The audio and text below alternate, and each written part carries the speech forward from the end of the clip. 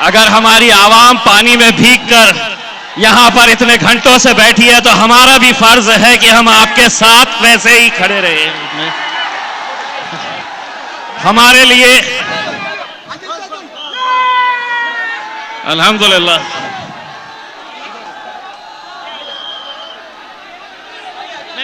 मैं हल्का हूं सब, मैं हल्का। एक के ऊपर एक रख दो। अरे नहीं, अच्छा माइक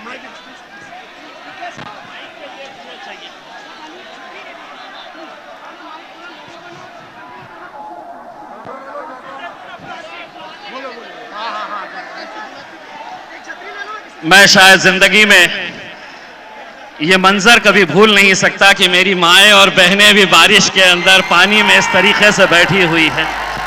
हम न जाने कितने जलसे हम करें, लेकिन ये मंजर मैं जिंदगी में कभी नहीं भूल सकूंगा कि इतनी बुजुर्ग, छोटे छोटे बच्चे और नौजवानों का जोश। अल्हम्दुलिल्लाह मेरे भाइयों, यही वो मोहब्बत है जो आज हमें ताकत दिलाती है। यही आप लोगों का जोश है, जज्बा है, जिसने आज महाराष्ट्र के अंदर ही नहीं पूरे हिंदुस्तान के मुसलमानों के अंदर एक नई ताकत, एक नई उमंग और एक नई पहचान दी है। और वो पहचान ये है कि चाहे कितनी भी ताकतें तुम लगा ले, हम किसी से डरने वालों में से नहीं है। उसमें आपने देखा है, मेरे लिए दिक्कत यह है कि ये मीडिया वालों की परेशानी यह है कि 23 तारीख के दिन जब हम आए थे यहां पर इतना बड़ा काफिला लेकर, तो एक चैनल वाले ने ये बताया था कि ये पाकिस्तान नहीं है, ये बांग्लादेश नहीं है, ये मुंबई है। पाकिस्तान तुम जाओ, बांग्लादेश तुम जाओ, ये भारत देश हमारा है। जितना तुम्हारा है उतना हमारा है। ये जमीन किसी के बाप की जागीर नहीं है। हुकूमतें आएगी, हुकूमतें जाएगी, लेकिन एक बात हम दोबारा, ये रिकॉर्ड कर रही है, एक बार हुकूमत को दोबारा कह रहे हैं, हमारे सब्र का इम्तिहान मत लो। हम हर चीज बर्दाश्त कर सकते हैं। हमारे नबी करीम सल्लल्लाहु अलैहि वसल्लम के खिलाफ गुस्ताखी किसी सूरत में बर्दाश्त नहीं की जाएगी। अभी तो सिर्फ एक झलक दिखाए थे, और अगर इसके बाद भी तुम अपने रवैये के ऊपर अड़े हैं तो चलिए हम भी तैयार हैं। कितना तुम क्या क्या करने वाले हैं। महज पुलिस की मदद लेकर हमें रोका जा रहा था। मुझसे कहा गया कि नहीं, तुम निकाल नहीं सकते हैं, रैली निकाल नहीं सकते हैं, तुम्हें परमिशन नहीं दी गई है। मैं बोला, ए सुन, मैंने मांगा नहीं तुझसे परमिशन, मैं निकल रहा हूं। और हुकूमत की आंखों में आंखें डालकर मैंने ये कहा कि पहले तो मैंने जब ऐलान किया कि 23 तारीख को मुंबई चलना है, तो उस वक्त मैंने ऐलान किया था कि महाराष्ट्र के इतिहास में इतनी बड़ी रैली देखी नहीं गई होगी। लेकिन जिस दिन निकलने का वक्त आया, सुबह सुबह मीडिया वाले आए, तो मैंने उन्हें एक बात बताया, और उन्हें यह बताया मैंने कि हिंदुस्तान के तारीख के अंदर इतनी बड़ी रैली मुसलमानों ने कभी निकाली नहीं होगी जो आज अल्हम्दुलिल्लाह तुम्हें देखने को मिलेगी। यकीन मानिए, मेरा इसमें कोई ये नहीं है। मैंने सिर्फ अपने हुजूर की मोहब्बत में, अपने नबी की मोहब्बत में मैंने सिर्फ आवाज लगाई, और अल्हम्दुलिल्लाह काफिला बढ़ता गया, और ऐसा बढ़ा कि पुलिस वाले मुझसे खुद पूछ रहे थे, इतने आए कहां से।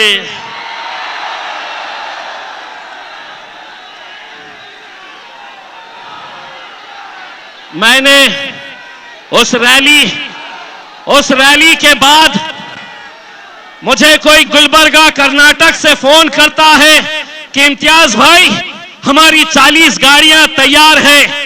कोई उत्तर प्रदेश से, कोई गुजरात से कहता है कि आवाज दो, हम पहुंच जाएंगे। आज मैं हुकूमत को आवाज दे रहा हूं, सुधर जाओ। इसमें सौदा नहीं होगा, किसी तरह का कोई समझौता नहीं होगा। मुझे इस बात का बड़ा अफसोस है कि उस रैली के बाद जो हमारे अपने हैं, जो अपने आप को मुसलमान कहते हैं, जिन्हें मालूम है कि मुसलमानों के लिए हमारे नबी करीम सल्लल्लाहु अलैहि वसल्लम, हम उन्हें अपनी जान से ज्यादा मोहब्बत करते हैं, उनके लिए जान कुर्बान करने के लिए तैयार हैं। उन्होंने मीडिया से कहा कि नहीं, ये जो इतने सारे लोग आए हैं, इन्हें सियासत करना है, इन्हें राजनीति करना है। अरे मेरे आका के नाम के ऊपर ऐसे सौओं से कुर्सियां कुर्बान करेंगे हम, कोई फर्क नहीं पड़ता। 22 तारीख की रात मुझे ये बताया गया कि इम्तियाज भाई इतना बड़ा आप रिस्क मत लीजिए। पहले आप खासदार थे, मेंबर ऑफ पार्लियामेंट थे, आपकी हिफाजत करने की जिम्मेदारी सरकार की थी। आप इतने सारे लोगों को लेकर निकल रहे, अगर कुछ हो गया तो आपके ऊपर आएगा। मैंने कहा ये जितने लोग चल रहे हैं, ये सिर्फ एक आवाज के ऊपर चल रहे हैं, और वो आवाज यही है कि तेरा मेरा रिश्ता क्या, तेरा मेरा रिश्ता क्या। ये सोच रहे थे कि तुम ही लगाओगे। अरे अल्हम्दुलिल्लाह, इसके लिए हम अपनी जानें कुर्बान कर सकते हैं। सुनो, इसके लिए हम अपनी जानें कुर्बान कर सकते हैं। तो एक मर्तबा जाकर एकनाथ शिंदे, देवेंद्र फडणवीस, अजीत पवार, वो रामगिरी का गला पकड़ के बाहर लाओ, नहीं तो हमको बताओ। कोई भी भगवा चोला पहनकर मैं साधु, मैं महाराज, और हद तो ये हो गई मुख्यमंत्री साहब, आप महाराष्ट्र के मुख्यमंत्री हैं, आप किसी एक जात के और किसी एक धर्म के नहीं हैं, मेरे भी मुख्यमंत्री हैं आप। लेकिन मुख्यमंत्री एकनाथ शिंदे कितने होशियार हैं, अब मैं आपको बताता हूं। जब ये रामगिरी ने हुजूर के खिलाफ गुस्ताखी की तो दूसरे ही दिन एकनाथ शिंदे आए, उसको बाजू बिठाया और उन्होंने कहा मराठी में, तुमच्या केशाला ही हाथ लावू देणार नाही, तेरे बाल को भी धक्का नहीं लगने देंगे। 2 दिन पहले मैंने उसकी तस्वीर देखी तो पता चला वो तो गंजा है, टखला है, बाल ही नहीं है। आप गौर से उसकी तस्वीर देखो, टखले को बोल रहे तेरे बाल को भी धक्का नहीं लगने देंगे। वाह, आप समझे, ये कौम मुर्दार हो चुकी है, इनमें जान बची नहीं है, इनके तरफ से कोई बोलने वाला नहीं है, इनके तरफ से कोई आवाज उठाने वाला नहीं है। अरे हमने तो सिर्फ एक छोटी सी झलक दिखाए, जिस दिन दोबारा ये ऐलान करेंगे, कोई इसके अंदर हम नहीं चाहते हैं कि कोई राजनीति का झंडा इसमें आए, किसी पार्टी के बैनर के तले नहीं। लेकिन मैं इस महाराष्ट्र के और इस मुल्क के मुसलमानों से हाथ जोड़कर यह अपील करना चाहता हूं, कब तक हम इस तरह बटे रहेंगे? अगर आज इस हद तक बात पहुंच चुकी है कि हमारे नबी के खिलाफ भी अगर गुस्ताखी खुलेआम हो रही है और हम अलग अलग उसमें बटे हुए हैं। मेरे भाइयों, एक बार बाहैसियत मुसलमान हमको एक ताकत बनकर खड़े रहना है। तुम रहो किस जमात में रहना चाहते, किस पार्टी के अंदर रहना चाहते हैं तुम रहो, लेकिन इस मामले के अंदर अगर एक आवाज बनकर खड़े रहे, यकीन मानिए इस कौम के अंदर इतनी ताकत है कि अच्छी अच्छी हुकूमतों को यह झुका सकती है। मेरे भाई,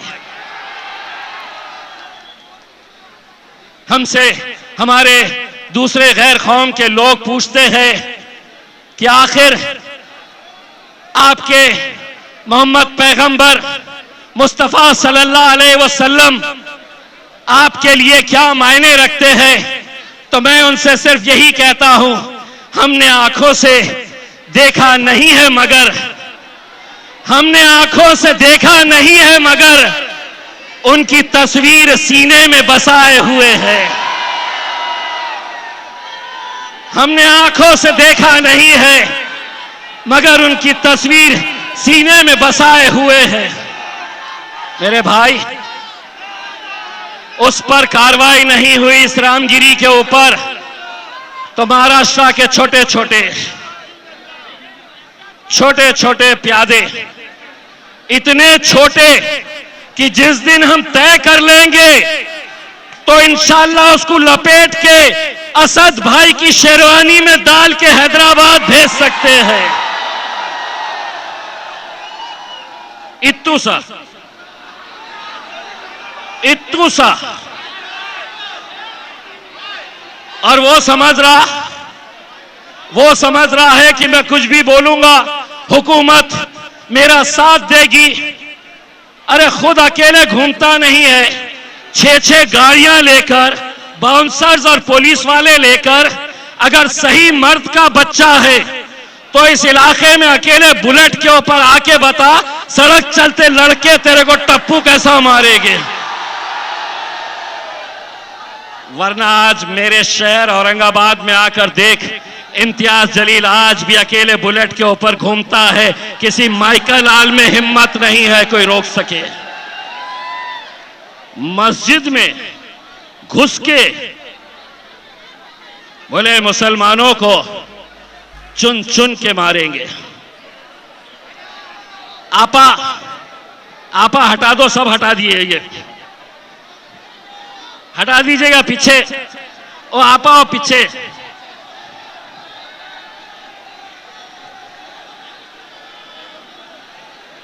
चलिए कौम के नाम के ऊपर थोड़ा भीग जाया जाए, कोई फर्क नहीं पड़ता है उसमें।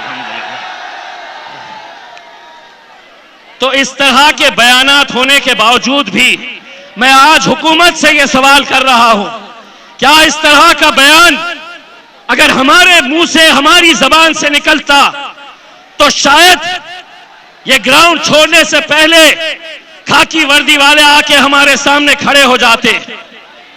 चलिए आप पे केस हो गया, चलिए आपको पुलिस लेने के लिए आई है।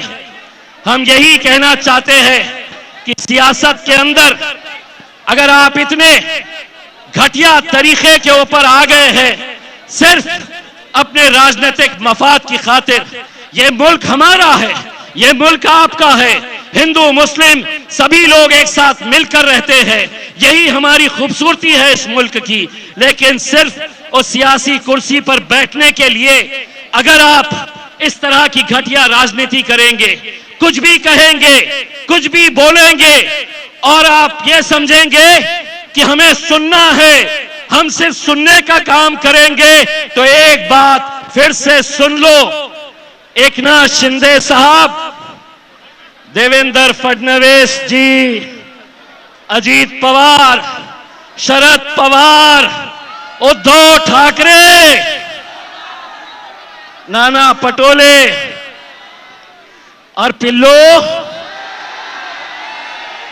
तू भी सुन ले, पिछले 76 सालों से तुम लोग बोलते आए थे और हम सुनने का काम करते थे।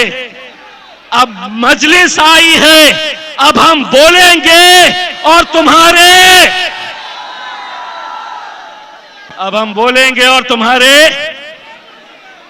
अब्बा को याद करो, उनके तुम्हारे बाप को भी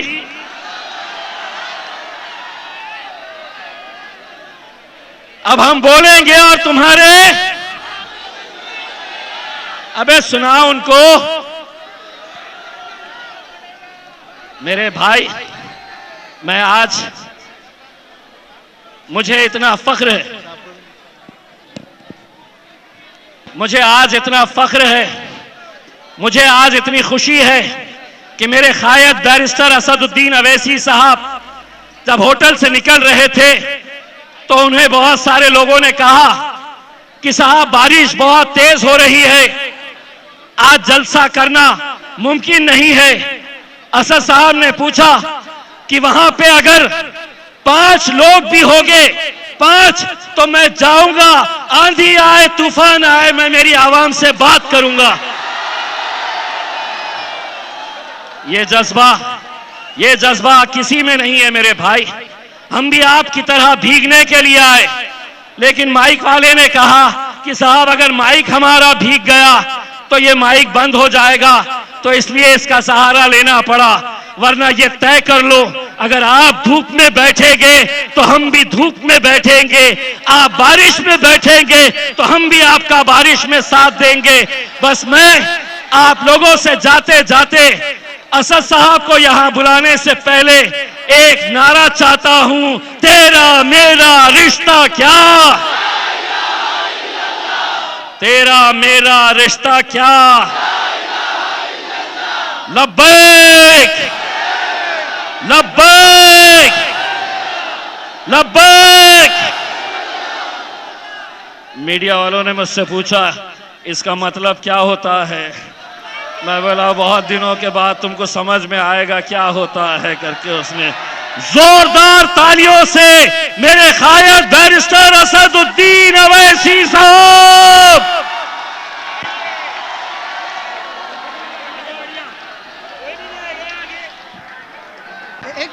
नारे